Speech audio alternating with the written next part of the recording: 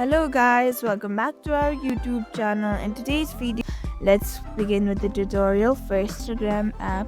Then after, tap on the video you want to repost, then tap on the share icon. There you can see the option of repost at the top at the second row. Tap on it and tap on repost. Then here you'll see introduce this post to other by reposting. It will appear on your profile.